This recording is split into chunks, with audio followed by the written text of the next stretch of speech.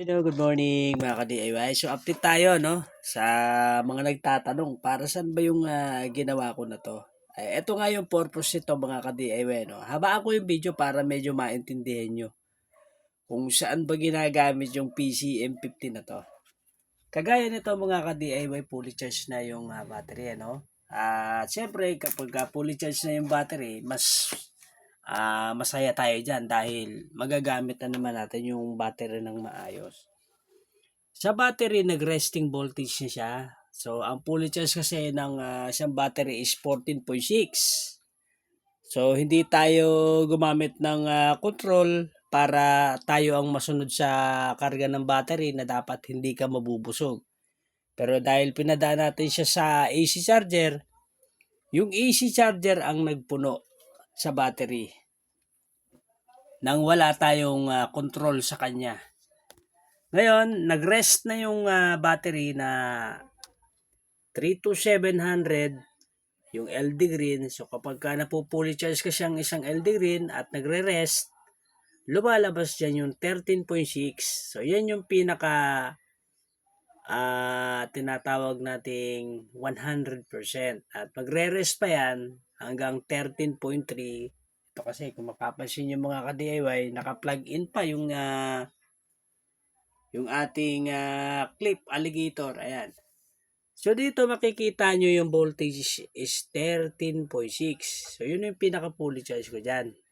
Pero dapat yan ay 14.6. Pero yung setting kasi natin is 13.6. Ano? Nai-upload ko yan. Wala nang watts na pumapasok dyan sa power. Wala na ring MA na pumapasok dahil puno na nga yan. Yung nai-load niya o nailaman niya is 786 watt hour. Convert natin yan dito sa ampere hour. Yan. Ang kabuuhang capacity pa ng battery ko, itong battery pack na to, ito, ay nakapaglaman pa siya ng 58.5 Ah. So, malaking capacity yan mga ka-DIY. At ayan, 100% ayon doon sa SOC. At yung running time niya ay nasa 13 hours and 25 minutes. Tama ba? Ayan. So, yan yung running time. Gamit kong current na ipinasok dito is 3 to 5 amps. So pinaka-maximum na natin yung 5 ampere.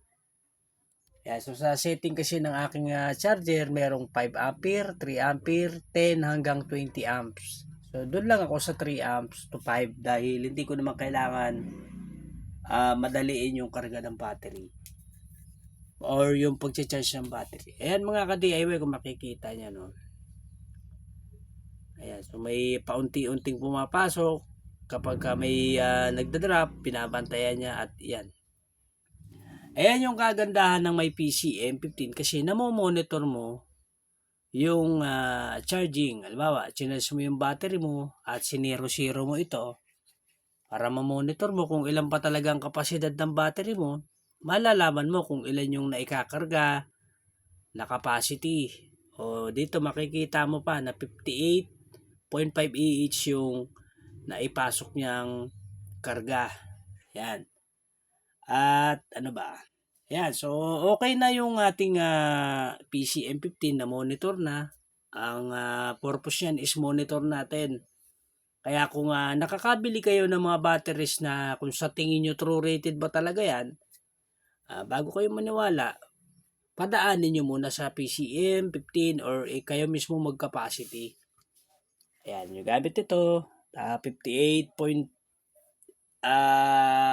pa yung capacity ng battery na to. Ito yung nalikom ko doon sa mga dati kong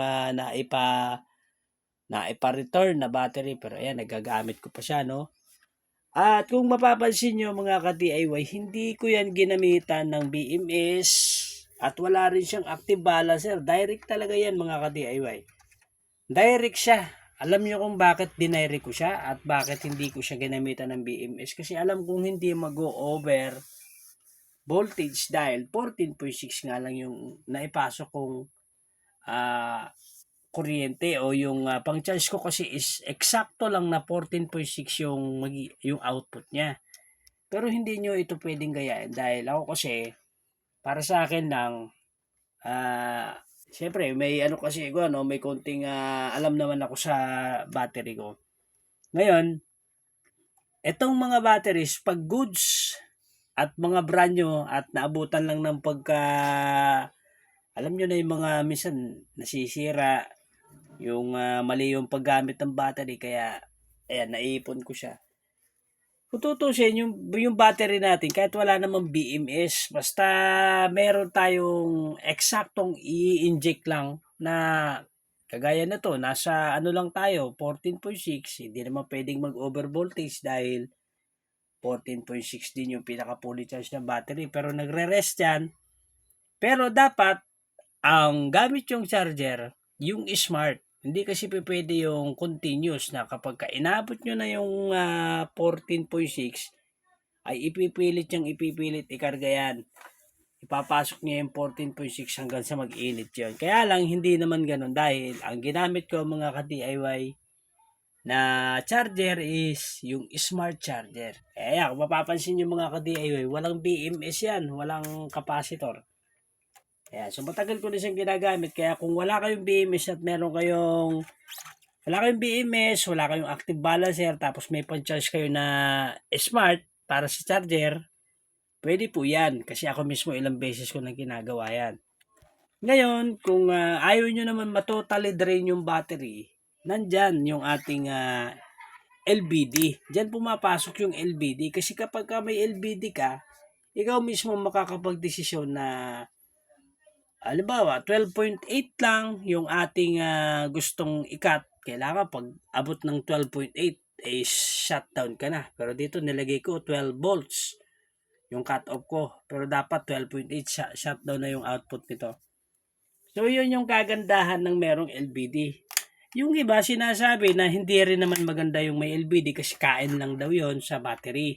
So kanya-kanya naman kasi tayo ng setup o walang pumipigil sa setup natin. Pero kung tutuusin, hindi gagawin ng LBD kung walang purpose yan.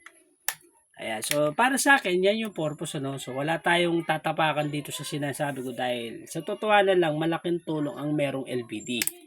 Kagaya niyan, wala kang BMS, wala kang active balancer, pero merong magkakat o magbabantay sa karga ng battery mo dahil merong LBD tinatawag, di ba? So, yun yung isang paliwanag ko dito sa PCM15. Ano ba ang purpose nito? Ayan na po yung sagot ko. Ayan, so sa mga nagtatanong sa akin, bakit may ganyang PCM pa? Paano naman yung mga nabili nyo sa may nagtanong kasi, anong pinagkaiba sa nung nabili ko sa yung una kaysa sa dito? Ito ang sagot ko, may monitor at panukat ito ng capacity ng battery. Kumbaga, kung merong nagbebenta sa'yo na matamis na salita, sige, patunayan, ikaw mismo, patunayan mo kung talagang totoo o talagang true rated yung battery nabili sa online. Lalo na ngayon yung bagsak presyong battery, ano, tayo na magsasabi kung true rated ba talaga yan. At bukod sa true rated, kahit true rated yan, yung tinatawag na internal resistant ng battery. Doon naman kayo magbabase, dalawa po yan. Ayan, so yan ang sagot ko mga ka-DIY, no? Sa mahabang video siguro. Ito nga yung sinasabi ko, no? Kung naghahanap kayo ng video at kung tatapusin nyo yung buong kabuuhang video ko, nandyan yung sagot doon sa gustong nyong malaman. Hindi kasi ko yung basta pa-views lang, ano?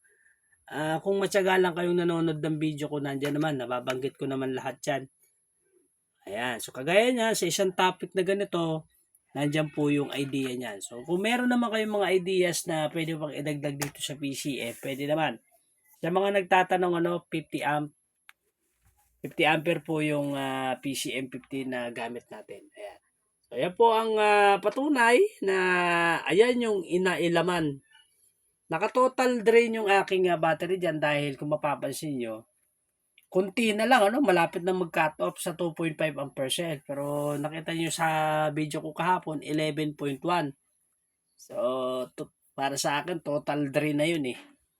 Kasi ang pinaka-cut off ko talaga sa ganitong battery is 12 volts or 3 volts per cell. Ayan. So, sana nakuha nyo mga ka-DIY. Doon sa mga baguhan na naniniwala dun sa 14.6, eh kung palaging busog ang battery mo, mawawala sa kondisyon yan. So, yun yung sagot ko mga ka-DIY. At syempre, kung interesado kayo sa ganyang PCM15 na may control para mag-cut off at meron namang monitor para doon sa in and out, ayan yung bagay sa setup mo. Lalo na kung hindi ka pa naka tinatawag na hybrid setup, pwede yan. At kahit naman naka-hybrid setup ka, kung 12 volt setup ka, pwede mo pa rin naman itong magamit dahil pwede mo itong itap sa battery mo.